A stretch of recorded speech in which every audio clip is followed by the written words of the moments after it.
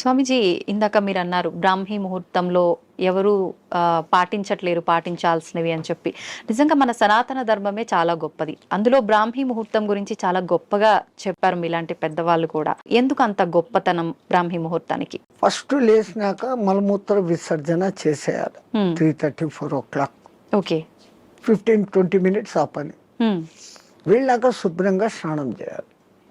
బాహ్యంగా మనం ఎంత శుద్ధం చేసుకున్నా 1 గ్రాము ఇక్కడ, 1 గ్రాము ఇక్కడ, 1 గ్రాము ఇక్కడ, 10 గ్రాములు మైనస్ ఉంటుంది. Okay.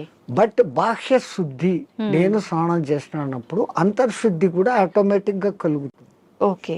Now I am cure, I am pure అన్న భావన ఇక్కడ వచ్చినప్పుడు ఆ భావన ఇన్నర్ కు కూడా తగులుతుంది. అవును.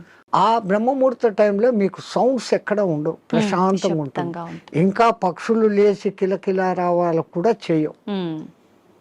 ప్రకృతి అంత ప్రశాంతమైన తపస్థితిలో ఉన్న స్థితిలో ఉంటుంది.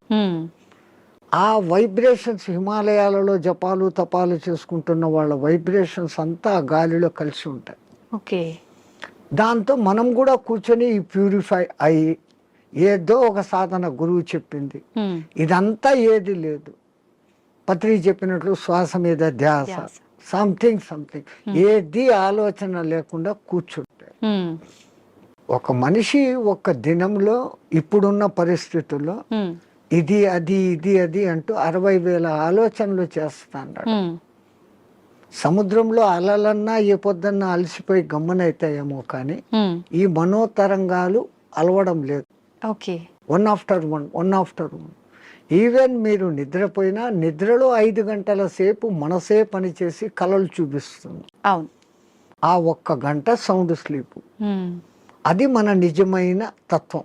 అక్కడ మనం ఆత్మతత్వంలో ఉన్నాం. బట్ ఆత్మతత్వంలో ఉన్నా మన సంగతి మనకు అప్పుడు తెలీదు. లేచిన తర్వాత I had a sound sleep అంటాను.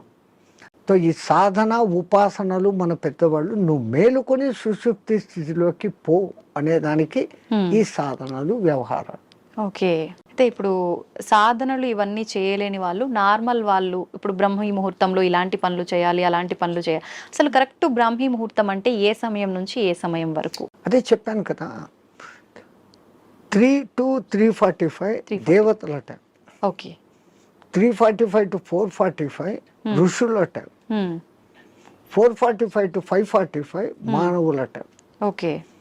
ఆఫ్టర్ దట్ రాక్షసుల టైం అన్నట్టు. ఇప్పుడు ప్రతి ఒక్కరూ రాక్షసుల టైంలోనే అన్ని స్నానాలు. సూర్యోదయం అప్పుడు ఆ అరుణ కిరణాలు అని వస్తాయి కదా, దాంట్లో ఎన్నో రకాల మనకు ఆరోగ్యాన్ని ఉత్తేజాన్ని కలిగించే వేవ్స్ ఉంటాయి.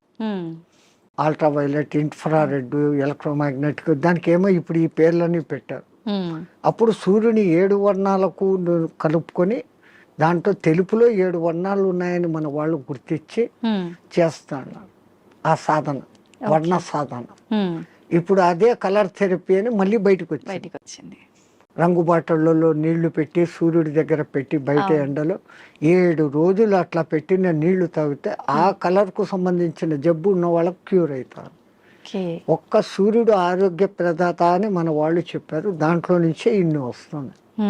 ఇప్పుడు మన భూమి మీద పెరుగుతున్న మూలికలు అన్నీ పెరుగుతున్నాయంటే సూర్యుడు ఆధారం. నైట్ పూట తన సూర్యకిరణాలనే చంద్రుని మీదకి పంపించి అక్కడి నుంచి రిఫ్లెక్ట్ అయ్యి అదే ఔషధులకు శక్తిని ఇస్తున్నాడు సర్కిట్. ఓకే.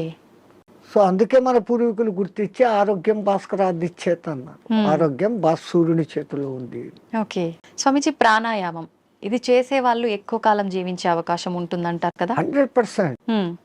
పూర్వీకులు చెప్పిన లెక్క 21,600 రెస్పిరేషన్స్, 21,600 హంస జపం సాధారణంగా ఎవడో చేసేస్తాను ఇన్వాలంటరీ. అప్పుడు ఆ ఊపిరితిత్తులు ఇంతే పని చేస్తుంది. ఇటు తీసుకుంటున్నాం, ఇట్లా వదిలేస్తున్నాం. పరమాత్ముడు మనకు ఊపిరితిత్తులు ఇంత పని చేసేకి ఇచ్చాడు. దాంట్లో 10th కాదు కదా, 1% కూడా మనం చేయడం లేదు. తీసుకుంటున్నాం, వదులుతున్నాం. తీసుకున్న గాలిని యూటిలైజ్ చేసుకోవడం లేదు, ఉపయోగించుకోవడం. ఆ దానికి ప్రత్యేకంగా ఈ పూరక కుంభక రేచకాలు అనే ప్రాణాయామ వ్యవస్థ పెద్దవాళ్ళు పెట్టారు. ఓకే. సంపూర్ణంగా ఊపిరితిత్తులు నిండేంతగా దీర్ఘంగా శ్వాస తీసుకొని ముక్కులు మూసేస్తాం. ఓకే. ఆ తర్వాత బలవంతంగా ఆ గాలిని మింగుతున్న ఫీలింగ్ చేసి కడుపులో కూడా గాలి పోతోంది అని చెప్పి మళ్ళీ ఒకసారి ముక్కులు ఓపెన్ చేసి ఇంకొంచెం తీసుకుంటాం. అంత గాలి తీసుకొని మన కెపాసిటీని బట్టి 30 సెకండ్స్ 40 సెకండ్స్తో ఆరంభించి నెలలు సంవత్సరాలు గడిచేసరికి 2 మినిట్స్ 2.5 మినిట్స్ వరకు ఆ కుంభకంలో ఉంచినప్పుడు తీసుకున్న గాలి మొత్తం యూటిలైజ్ అయి కణాలు ఇడిచిన కార్బన్ డైఆక్సైడ్ అంతా వచ్చి బయటకు వచ్చేస్తుంది. అది రేచకం. ఈ విధంగా చేయడంలో మనకు శాస్త్రజ్ఞులు మన ఆ పూర్వీక శాస్త్రజ్ఞులు చెప్పింది ఇడా పింగళ అనేది సూర్య చంద్ర నాడులు. ఒక ముక్కు ద్వారా చల్లని గాలి బాడీలోకి వస్తుంది, ఒక ముక్కు ద్వారా వేడి. శరీరంలో శీతోష్ణాలు సమస్థితిలో ఉండి ఆ రెండింటిని నియంత్రించగలిగినప్పుడు వాయువు ఈ 2 ముక్కులలో కాకుండా మనకున్న 72,000 నాడులలో 11 నాడులు ముఖ్యం. కండ్లకు పోయేది, చెవులకు పోయేది, ముక్కులకు పోయేది. ఇవన్నీ కాకుండా ఈ 11 మళ్ళీ సుషుమ్న అనేది మూలాధార చక్రం నుంచి సహస్రారం వరకు కనెక్టివిటీ కలిగిన ఒకే ఒక్క నరం. మిగతాది కొన్ని చోట్ల వచ్చి కట్ అయిపోతాయి, ఎన్ని చోట్ల వచ్చి కట్ అయిపోతాయి. ఇది అఖండంగా మూలాధారం నుంచి అక్కడ దాకా వస్తుంది. దాని లోపలికి గాలి ప్రవేశం చేసినప్పుడు అక్కడ జరిగే సంచలనం మనిషికి దీర్ఘాయుష్. అసలు ఈ ప్రాణాయామం చేస్తేనే దీర్ఘాయుష్. కారణం మామూలు మనిషి ఒక నిమిషంలో 15 రెస్పిరేషన్లు తీసుకుంటే నేను నిమిషం సేపు గాలిని బంధించగలిగినాను అంటే నాకు 15 రెస్పిరేషన్లు సేవ్డ్ కదా. It is in my bank account. ఒక్క ప్రాణాయామంలో నేను 15 ఊపిర్లు మిగిలిపెట్టుకుంటే 1 గంట సేపు చేస్తే అంటే 60 నిమిషాలు ఇంటూ 15 900 వాయువులు. ఒక 10-11 దినాలు చేస్తే 9,000 21,000 వచ్చేదానికి ఒక 10 రోజులు 1 నిమిషం చేస్తే 10 దినాల తర్వాత నాకు 1 దినం ఆయుష్ పెరిగింది. It is in my hands. So అదే నేను 2 నిమిషాలు చేస్తే 5 రోజుల్లోనే నాకు 1 రోజు ఆయువు పెరిగింది. అది కారణం. ప్రాణాయామంలో అది రహస్యం.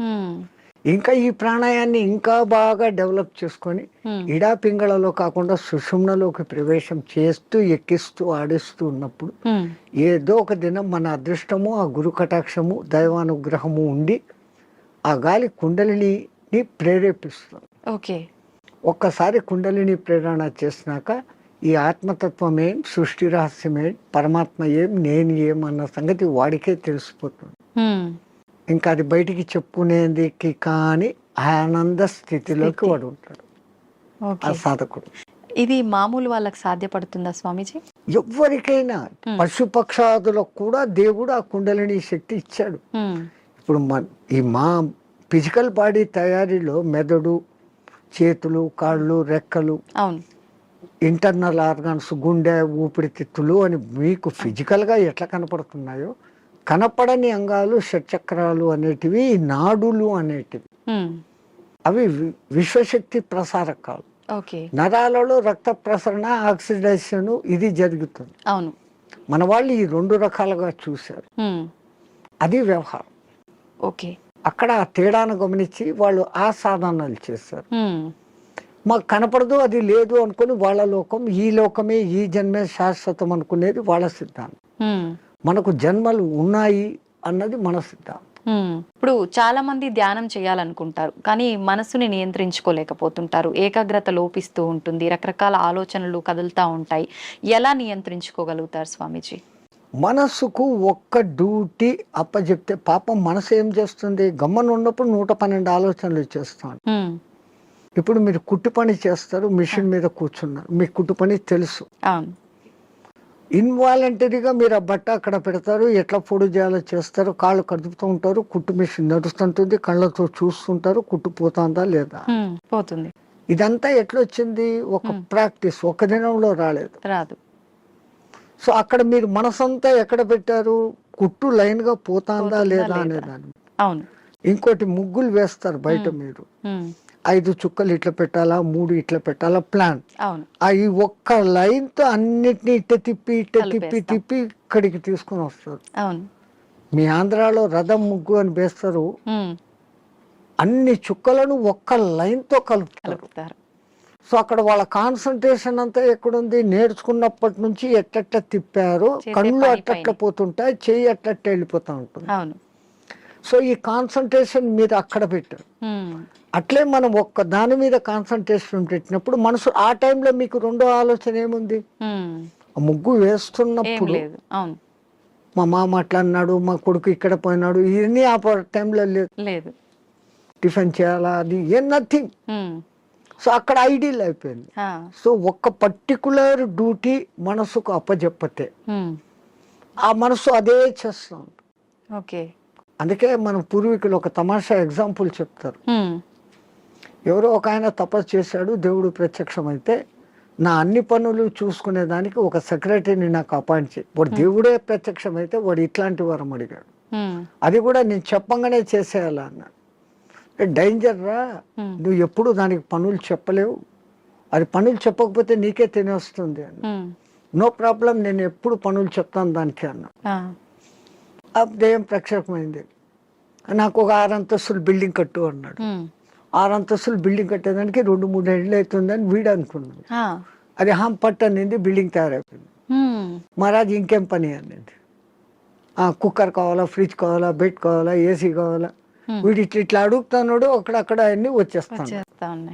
ఇంక ఏం అడిగేదానికి లేకుండా పోయింది. ఇంక దానికి పని చెప్పకపోతే వీడి పని పడుతుంది అంతే. అప్పుడు వాడు గురువు దగ్గరికి పోయినాడు. మహారాజ్ బుద్ధి లేక నేను ఇట్లాంటి వరం అడిగినాను, ఇది ఇట్లా చేస్తుంది అనుకోలేదు, what am I to do, క్యా కర్నా మై. అరే ఉస్ బూత్ కో ఇతర లేకే, ఆ దేయాన్ని ఎక్కడికి తా అన్నాడు. అది వచ్చింది.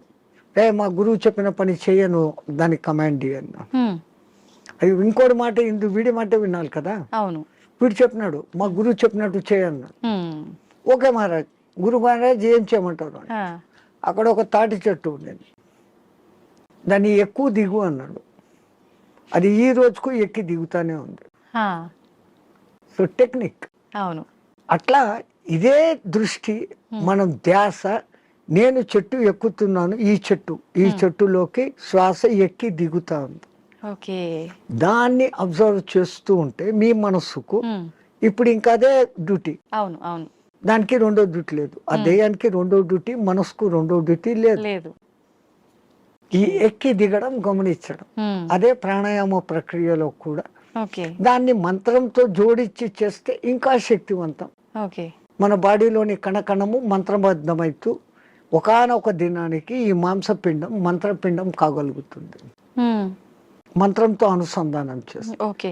మంత్రాలు చదవలేని వాళ్ళు ఉంటారు, మాకు మంత్రాలు ఇష్టం లేదు, మేము మతం కాదు అనేవాళ్ళు. మంత్రం ఎవరికి వాళ్ళు చెప్పుకోవాలా స్వామిజీ, ఉపదేశం తీసుకోవాలా గురువుల దగ్గర నుంచి. అందుకే గురువు అవసరం, గురు బినా విద్యా నహి అని. కొన్నాళ్ళు ఆయన దగ్గర శిష్యరికం చేసినప్పుడు వీడు దేనికి సూటబుల్, నేను ఇచ్చే విద్యను వీడు సద్వినియోగం చేస్తాడా, దుర్వినియోగం చేస్తాడా. అందుకే పాతకాలంలో కొన్నాళ్ళు నా దగ్గర సేవ చేయి అంటాడు. మన మెంటాలిటీ అర్థమైపోయింది. వాడు సిడ్పిరా అయితే గనక నేనేం నీ దగ్గర సేవ చేసేది, నాకు ఇంత పైసా ఉంది అంటాడు. ఆ వినయత ముందు మనిషిలో ఉండాలి. ఆయన దగ్గర ఈ పని చేస్తే నాకు మంచి జరుగుతుంది అనే విశ్వాసం ఉండాలి. ఈ రెండు ఉన్నప్పుడు ఆ గురువు గాడిదను చూపించి ఇది దేవుడు, దీన్ని పూజ చేయంటే చేసినప్పుడు ఆ గాడిదలోనే నీకు దేవుడు కనపడుతుంది. పైలా విశ్వాస ప్రథం సోపాన్. విశ్వాసం అనేది అన్నిటికీ మించిన శక్తి. ఇక్కడ ఒకటి అచీవ్ చేయాలనుకున్నప్పుడు దాని మీద నేను చేయగలనా లేదా ముందే డిసిషన్ తీసుకోండి. గురువు ఒక మంత్రం ఇచ్చాడు, ఈ అనుష్ఠానం ఇట్లా చేయాలా, రోజు లేచి ఈ అగ్ని తర్పణాలు చేయాలా, ఇవన్నీ నేను చేయగలనా లేదా అనుకున్నప్పుడు గురుదేవ ఇయ్యండి అనాలి. ఆ మంత్రం తీసేసుకున్నాను, నేను చేసుకోలేదు, దాన్ని చేయాల్సిన రీతిలో చేయకపోయినప్పుడు ఏం ఫలితం. సైకిల్ మోటార్ మీ దగ్గర ఉంది, దానికి పెట్రోల్ పోసేది పని ఉంది కదా. పెట్రోల్ పోకుండా నేను కొనుక్కున్నాను 1,00,000 పెట్టి పోవాలా ఇది అంటే ఎట్లా పోతుంది, పెట్రోల్ పోయాలా, అప్పుడప్పుడు దానికి ఏదో ఆయిల్ పోయాలా, మైనర్ రిపేర్స్ చూసుకోవాలా, అప్పుడు ఆ బండి పోతుంది. లైక్ దిస్ సేమ్ ఒక సిస్టమ్ ప్రాసెస్ అని గురువు చెప్పినప్పుడు ఆ ప్రాసెస్ అంతా చేస్తున్నప్పుడు అది మిమ్మల్ని ఉద్ధరిస్తుంది.